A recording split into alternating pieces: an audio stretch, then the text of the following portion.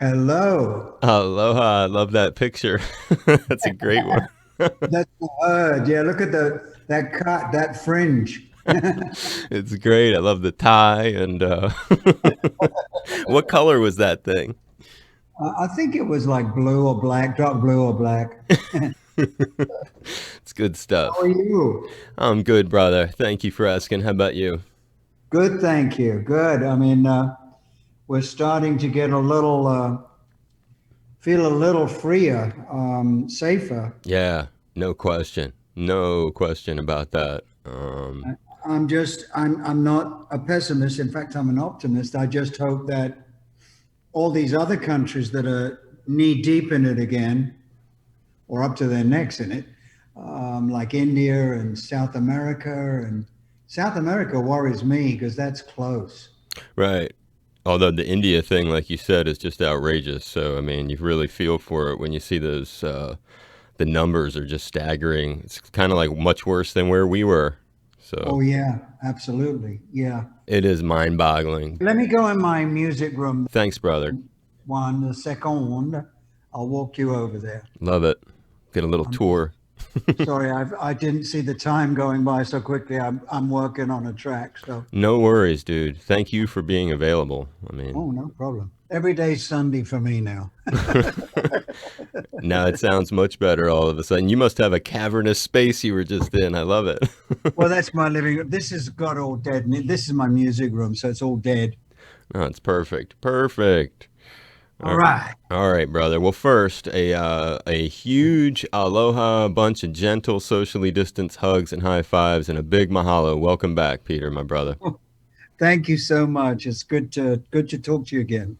And that's great. It's very generous of you. And before we get into Frampton Forgets the Words, Frampton Forgets the Words really reminds me that the whole finale tour that you had done was brought about by your diagnosis with IBM, inclusion body myositis, and then halted due to the pandemic. So, most importantly, how are you feeling these days, and what's the latest on that tour concluding? Um, well, I can't really give you a definite on on if we will be continuing. Um, I feel good. Unfortunately, the IBM has progressed, so it is starting to change the way I play a little bit, and so that's disturbing, obviously. Hmm. So I'm just hoping that it doesn't get to the point where I can't play. So within the near future, so hopefully we will be able to schedule going around the world and saying goodbye to everybody, not just America and Canada, Europe, and hopefully we come to you, and then South America, and maybe Japan and Australia. I don't know. We'll see how we go. I get it totally. Well, I had to just throw out that first, sending you lots and Yeah. lots of positive energy, and that's the most important thing to make sure you know that lots of people care and don't take you for granted. So just Well, thank you. you're very very welcome, and you're still there in Nashville, and congrats on the record. You know, listening to this thing, Peter, is wild because for fans, Frampton Forgets the Words is instrumental covers record, and a lot of those songs people may know, but as you always do when you cover stuff, you add these new twists, and both they're instrumental, so that adds something, and then your own tasty arrangements. And I was thinking of the very first tune on the record, Sly Stone's 1973 hit, If You Want Me to Stay. Still funky with your spin on it, and the organ, steaming guitar solo. And it made me wonder about you first connecting with that song, and if over the years you have any stories about both personal encounters with Sly or concerts or events you were both at. Yes, he called me up in like 77 and asked me. I was with a friend of his, and so we hooked up that way. And he called me up and asked me to come and play on a track, which I did. I went to the studio. It was the record plant in Sausalito, and I spent the day playing guitar on a track. And then after the track was done, I'm in the control room, and I see a bass, and I knew that Sly had written that bass line. It wasn't Larry Graham uh, on that track. And I said, uh, "Can you play that bass line for me?" And he said, "Oh yeah, man." So he started playing it. So I started plug my guitar in, and we jammed on it for quite a while, and because it just goes round and round and round and round, and it was one of the most fun times I've had playing it with the man that was, and it the bass sounded exactly like the record. How funny about that? And what made you want to do If You Want Me to Stay of all the material in his catalog that you could have covered? Wait, do you remember what, like, was there a personal when that came out? Was that, did it touch you then or? Well, it's just that apart from James Jameson's, every track he ever played on is like a bass thesis.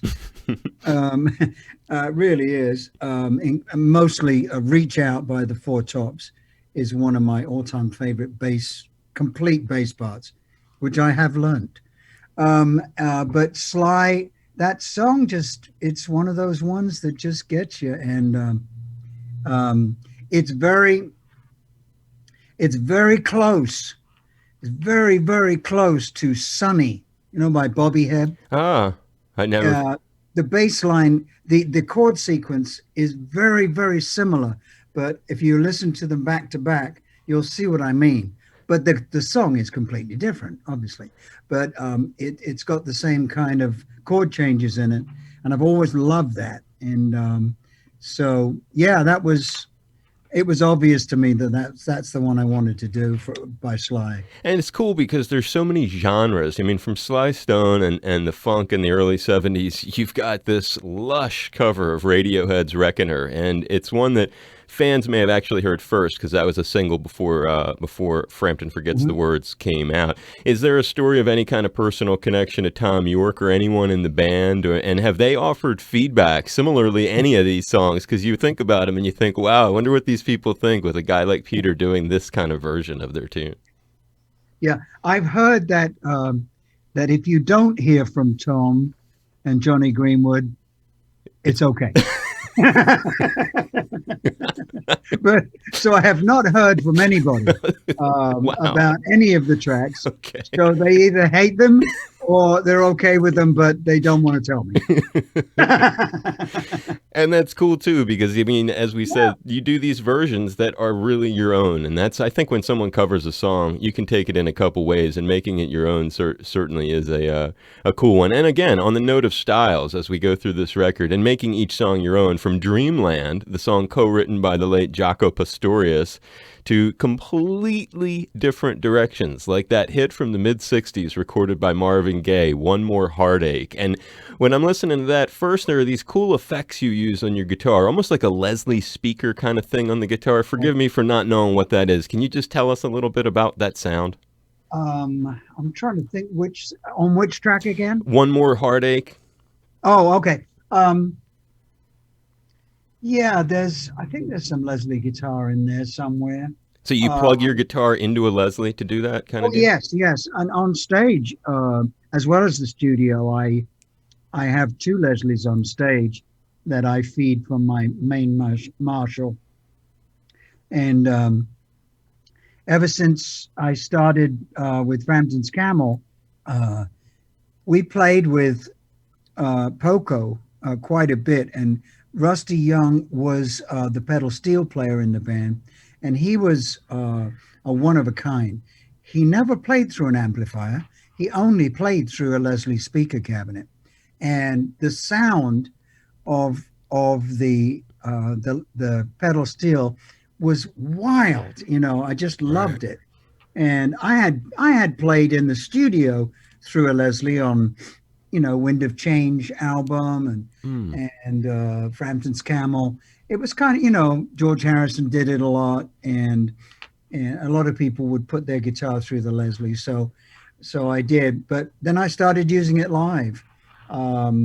It's just it's the ultimate. Well, we didn't have chorus pedals Right. back in those days, so it was the ultimate, and it still is the ultimate chorus. So that's why I used it then, and I still use it now. And it's nice because you have different kinds of flavors on different tunes. Nothing is overused on there. So something you might get on one tune, you would only find on that song or a handful on the record. And the song itself, Peter, similarly with Sly, that's a song popularized by Marvin Gaye. Talk about Yeah. where you were in your life when that song first touched you. And was there any encounters with either Marvin or some of that song's writers like Smokey Robinson? Well, I've met Smokey a couple of times, and he's a sweetheart. I wish I'd met Marvin, but no, he in England in the very early '60s, um, Berry Gordy was taking. He took the whole roster of uh, of Motown records: Stevie, Temptations, Supremes, Four Tops, you name it, keep going, all of them. And he took them all to Europe, and um, they became Motown hit because of that, especially in England. I'm not sure about the rest of Europe at that time, but it almost hit bigger in when it first came out in England than it did in America. Hmm. We sort of usurped their success over there. And so they had a lot more singles because every time they put out something while they were there, people would want more because it was like, oh, well, we love this. So I think that One More Heartache is the B side of a single here. Ah. But over there, it was an A side. And I've never forgotten that beautiful guitar riff that down, down, down, down, Yeah. down, down, down, down, and that's it. That was it for me. A riff. I have a love affair with a riff every now and again, and that was an early one. It's So there was, and I think on that one, I, um, I, I wrote an extra piece to give it my spin, and we just edited that in. And it's a section, happens twice, and it's basically built up of a million guitars doing ebos. So it sounds like strings, but it's not. Yeah, there are some really creative uses of sound. It's funny you say that because I was thinking the same thing on the Roxy Music's Avalon. All these layers of genres stacked on each other, and in that tune, it almost reminded me. Forgive me for thinking this. It almost sounded like as if the Allman Brothers Band had covered it. The way that you interpreted that thing, Which one? the Avalon, the Roxy Oh, Music. okay. Yeah. Well, Avalon, the album itself is one of those pretty perfect records. It's like 98.9% perfect, you know. And like Sergeant Pepper, or I can think of a handful, but yeah. So I could have done any number off that album, but in the end, I chose because when I had the big list that we'd all sent each other, the band, I said, now we've done the blues record, let's make an instrumental covers. Send me all your favorites and I'll play to them. So made a huge playlist of like 50 tracks Wow. and just played along with them, and put a tick against the ones that I really felt I could bring something special to. And so yeah, that was another one. And it has your flavor. I mean, it really is neat how you do that kind of thing with your guitar because it's like you don't hear your voice, but yet the guitar in so many cases throughout your career has become your voice. Another one is the Isn't It a Pity? Now, here's a cat, George Harrison, huge connections to you. Some of these covers, less of a surprise, but the solo you do for the words on this, so emotional, like I was sort of saying about the Roxy Music. And it made me think, you had previously told me that you had sort of lost touch with George after you moved to America. Tell us yeah. the story of the last time that you recall speaking with him or talking to him. Well, I remember he lent us for Wind of Change, my first studio record that I started pretty much right after All Things Must Pass was done.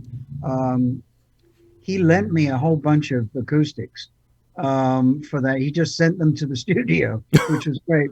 But I mean, uh, I would go down to with my wife at the time, Mary, and hang out with George and Patty at Friar Park.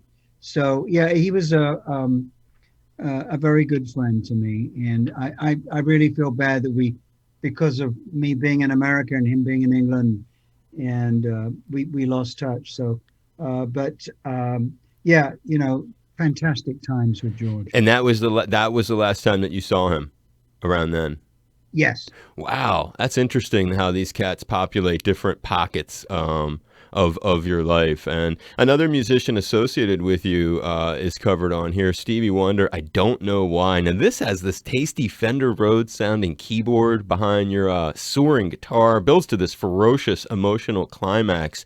Talk a little bit about doing that one. And you've already told us that you haven't heard from Stevie on this, but talk about why that song. And this is a musician that you have such a connection to. Yes. Well, Stevie, before I couldn't believe it, but I met him, and he not only said hi, but he came and recorded with me on the I'm in You record, Yep. play some harmonica. But um, I have always loved that song, and it wasn't that popular. It was sort of buried in one of the albums and early albums, and I just loved the way it affected me, the way that it started with one clavinet, Mm. very demure, just doing this downward progression. And then he comes in singing very lightly. And it's a love song. And he's really in love at this point. He's got to be, because it just from verse to verse to verse, it almost gets to the point where he turns into John Lennon at the end, like Mother. I mean, you can hear his breath is like, he's like, he can't get enough breath because he's singing so hard. And I don't know, it's just so emotional. And that grabs me, the emotion that he put out on that record. And I would imagine that was like the one and only take of vocal. I would be very surprised if he did it again. Right. I'm sure that's either the first or the second take, because there's a raw emotion there. And once you've sung something or played something a couple of times, you start thinking about it. And I don't think he was thinking at all. I think he was just going for it. It was just stream of consciousness. So I wanted to do that, and I wanted to emulate him as much as possible with the guitar. You know, it's funny you say that too, because it's so true. It's like if you do it too many times, you lose the essence of what, the magic of that first couple of times that you just did it from the heart. And there's so many connections. You mentioned him playing on your record, but there's not that many years back at the 2014 Grammy Beatles tribute, you end up playing guitar, backing a lot of people, including Stevie Wonder, with Paul McCartney sitting there watching you do We Can Work It Out. Any cool stories about that night? When I watch that, I just think, my gosh, man. Yeah, there is a very cool story, because I couldn't stop smiling. I had this smile that went from ear to ear. Me and Lukather, Steve Lukather got me the job. He recommended. They said, "Well, we need another guitar player," and he said, "Well, Frampton. We should get Frampton." So Steve got me the gig, which was wonderful of him, dear friend. And so anyway, I look at the list of people we're going to be playing with, and it just boggled my mind. But I knew the one that was going to blow me away was seeing Stevie again, and which was great. And at the rehearsal, he comes out, and the road manager's setting up the clavinet and putting the distortion pedal on top, and the tech set it, and then Stevie messed with it until it sounded exactly like the record, and so we rehearsed it. And my job is the chunks, the offbeat chunks, which are prevalent on every Motown record. Chink, ding, chunk, ding, Right. chink, like that on the offbeat. Yeah, yeah. And And so those were the most enjoyable offbeat Motown chunks I've ever done. And but then we come to the show, and he comes out and he does it once, and it's phenomenal. But I did notice at the very beginning he did one little flub on the clavinet on the intro, and I was going, "Oh, thank God, Stevie Wonder makes mistakes too." So, but at the end of the first, the crowd went nuts at the end of the first take, and then he just, when the people died down, he just said, "Mr. Director, can I do it again?" And everybody went, "Yeah!" So we did it again, and of course, it was better. He was even better the second time. So, oh my God! So that was probably, oh my God, that was amazing to be able to play with him. Man, you have so many of these experiences, and it's neat that these cats, in some ways, populate the record. Again, on Frampton Forgets the Words, covering David Bowie's "Loving the Alien." Similar to Stevie, this is a cat that, I mean, obviously even deeper because it goes all the way back to when you were a child, as you told us Yeah. before. It connects to your father, your parents. It's a guy that you had so many experiences with. Like, I don't think a whole lot of people, Peter, who are listening or in general have ever had this experience with someone they're close to. You guys once went down an airplane emergency slide together, correct? Yes, we did. It was, I forget exactly what country we were in. It didn't matter. We were on a plane every day. But this one was not our plane. We were using a different plane for this one trip. And I don't know whether you notice, especially in Hawaii, sometimes I'm sure when they put the air conditioning on the ground, sometimes condensation comes out. It's not smoke, it's condensation. Yeah. And I could see this coming out. And Dave's not a good flyer. He wasn't a that wasn't a favorite thing of his.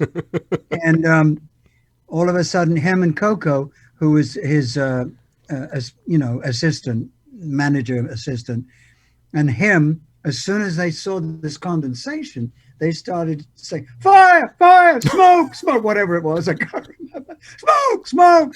And we're taxiing, getting ready to take off.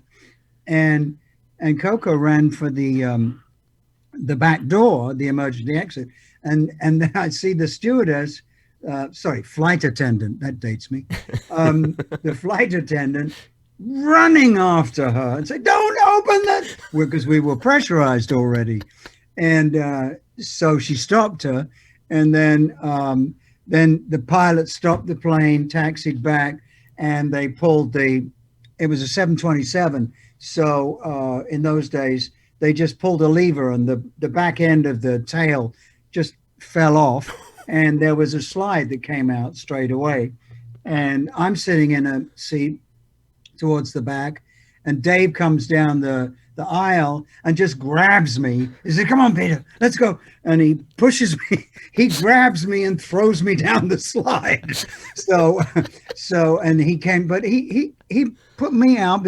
He got me out of there before himself. So, that's the sort of relationship we had, which was great. It's like an older brother. Oh, totally. The same way he, in the 80s, like you said, helping you out by making people realize the guitar prowess that you had, and resurrecting your career as you described it after the teeny bopper portion, or however you put it, when you had the Yep. the bare No. chest and the pajamas as you described it. Yes, yes, yes. Ritual satin pants burning there was.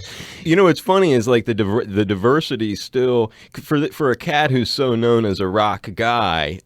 You lay down so many different genres on this thing, because if you track this from top to bottom before you really bust out a quote unquote traditional rock jam, when you get to Lenny Kravitz's "Are You Gonna Go My Way," which itself was recorded in a retro style. Explain making a connection to this song, and again, are there personal connections to Lenny or fun experiences with him?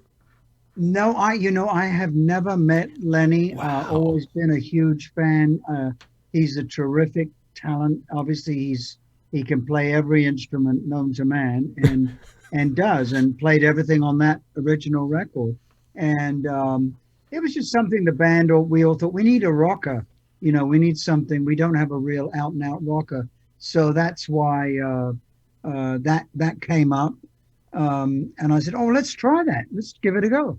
And that was it, because I loved the song. We all did, but no connection with him on this one.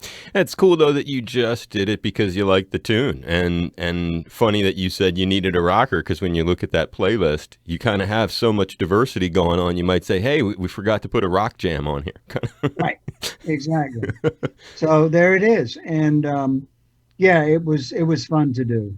And before we wrap it up, is it all right to ask you just a couple questions about from the "Do You Feel Like I Do" memoir? Oh yeah. There's just a couple stories on there which we never got to before, which have been eating at me. Your early group, the Herds, first package tour had you opening for acts like Traffic and the Who, and you wrote some hysterical story in there about grabbing pieces of Pete Townshend's guitar and then watching him rebuild a guitar that he'd smashed. Share that with folks. Yeah, well,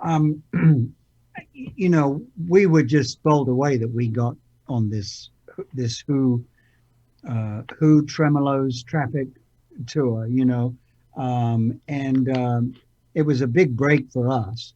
We had our first hit at the time from the Underworld in the Herd, and so yeah, so every night Pete would, I would go out front to watch or stand on the side of the stage, and at the end of the act, things would start getting broken. So, and I would see bits of guitar flying into the audience. So, a couple of nights went by, and I thought, I'm going to go into the audience and see if I can catch some pieces. So I went I stood at the side at the front there, and I saw this huge chunk of guitar coming at me, and I caught it, and it was a pickup of whichever. I think it must have been a Gibson, and so I took it back to Pete the next day, because he wouldn't do a sound check, but they would be there early, and Pete would have a special dressing room just for rebuilding the broken guitars, so so he could smash it again. So I just said sheepishly, Pete, I don't know whether you need this, but I've found this. I caught this pickup that you smashed last night, And he said, oh, he started laughing, and he said, oh, that's all right. You keep it. So I kept it. So it was a humbucker. And, but there I would just sit there in amazement as he would glue everything back together. Some he couldn't fix, but he'd always have one that was going, down every night, and that would be the one he would lean up against the amp in my generation, and it would be set to feedback, so it would have that at the end there, when Keith's kicking the drums off the stage, Yeah. and Pete's smashing guitars, and so yeah, it was. It was a great experience working, and I've known them for years. So. No, I know, and you got to be buds with John Entwistle and Keith Moon. Did you keep that piece of the pickup, or did you lose that over the years? I think I put it on a guitar. Wow. I'm not sure which one, but it would have been in the very late 60s, early 70s, yeah. And Humble Pie, I never did ask this and have been so curious throughout, because I used to, as a big fan of I Don't Need No Doctor, I used to try to figure out, like, what was it that inspired you guys to cover it? And I've always wondered, was it Ray Charles's version of I Don't Need No Doctor that had inspired you guys to originally do that in Humble Pie? Well, I was not that. I'd heard it. I'd heard Ray Charles's version, written by Ashford and Simpson. And but I'd never really thought about doing it. And then we were opening at Madison Square Garden. We were opening for Grand Funk, and we actually got a sound check, which was unusual. So it was like, okay, we're on and we're playing, no sound check. This day we got a sound check. So um, because it was a special gig, first time at Madison Square Garden, and the guy said, come on, you got to get a good sound check here. So we had a great time hanging with them. And so anyway, uh, Jerry's drums were set up, and my guitar amps were just getting ready to be set up. And then they turned them on. I plugged in, and I'm just looking out to this vast Madison Square Garden, loads of seats, for miles, and going, ooh, it was awe-inspiring. So I just played an E chord, no PA, just my Marshall, and the thing just reverberated around the room, sounded huge. So I played a G, and then I played an A chord, and then I put them all together. Dun, dun, dun, Wow. dun, dun, dun, dun. And Jerry just went 1, 2, 3, bow, boom, boom, boom. And then Greg got his bass amps working, and then he knew what he could see what I was playing. And he Unbelievable. started playing E, G, A, G, E. And then Steve was at the mixing console talking to the engineer, mixing engineer. And as soon as he heard us start to play this, he just came running halfway down Madison Square Garden and jumped up on the stage, didn't even pick up a guitar. And he just said, hold on the E. So we hold on the E, and he goes, I don't need no doctor. And that was it. Unreal. And then we arranged it, that sound check, and we performed it that night, and as the last number, and we never stopped doing it after that. Incredible. How It never left organic. the act. How organic is that? I mean, that is not the story that I would expect. And one final one. Do you have time for one final story? Yes. Okay. This is perhaps the one I was most like troubled that I didn't ask you last time from the book. So John Bonham of Led Zeppelin. I play a little drums, or did when I was younger. He and Cozy Powell by far my two favorite drummers, and John is absolutely my favorite, greatest rock drummer ever in my personal humble opinion. Reinvented drums, rock drums. Yeah. Totally, and I say all that because I know from reading the book that we share a lot in common, but that's one thing that you and I both share. And John Bonham is a huge inspiration to Peter Frampton, and some folks listening may not know this, but Peter can play the drums, and Peter can play them really well. And Peter's a great drummer. You watch some of the classic videos of Peter, like Oakland Stadium from 1977. You'll see exactly what I'm talking about if you go on YouTube. But talk a little bit about John Bonham inspiring you, and then eventually getting to actually play with him in that band for the Ringo Starr, Harry Nilsson film, Son of Dracula. Yeah. Well, obviously, when I had the day that Humble Pie formed, I had just come back from France with Glyn Johns, the engineer producer, Right. dear friend, and amazing engineer. And we were, he said, I want to play you something I just did. We recorded and mixed this. I recorded this and mixed it in like 12 days. I said, oh my God. He said, it's a new band, but you probably heard of Jimmy Page. I said, oh my God, yeah, the session guy, right? And then he played with Jeff Beck, also in, what was the band? Yardbirds. Yes, Yardbirds, together. So anyway, so I knew of him very well. And so he puts on Led Zeppelin 1, and I'm sitting there on the floor next to the speaker with my jaw is touching my knees. And but it wasn't about the guitar or the bass or the vocal. It was about the drums. I had never heard a bass drum like that. The sound of it and the attack of it and the extra hits he would give it compared to other people. Yep. And the way that he used it, as I said, he reinvented. To me, it was a different style of drumming, Yep. and really was.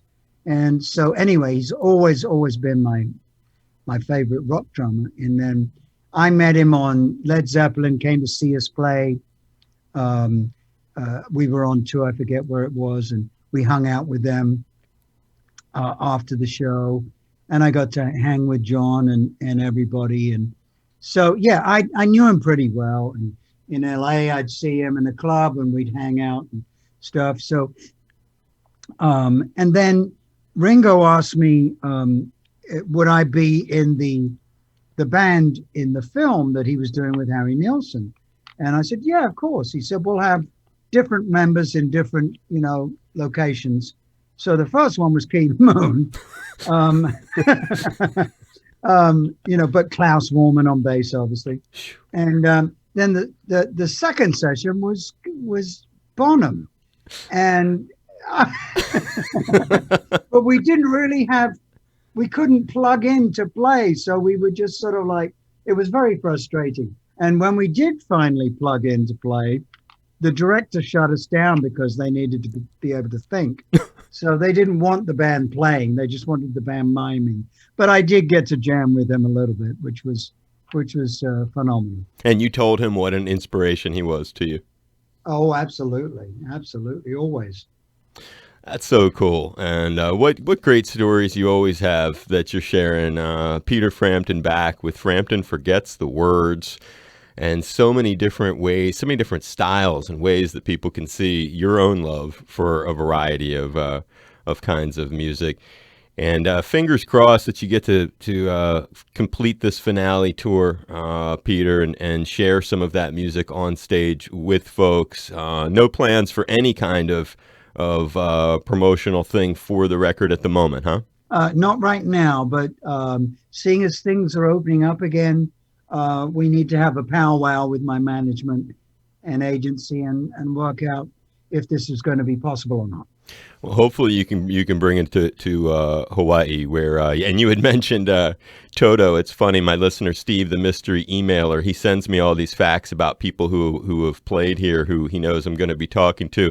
When you played here 2 nights at the Blaisdell, December 1st and 3rd, 1978, you brought Toto as your opening act. They made their first appearance here in Hawaii that night. I don't know if you remember that show.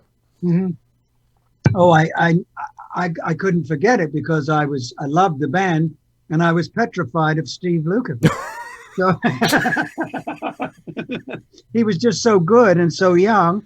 And but I mean, then we became, from that night on, we've been friends ever since. So he's a wonderful, family friend.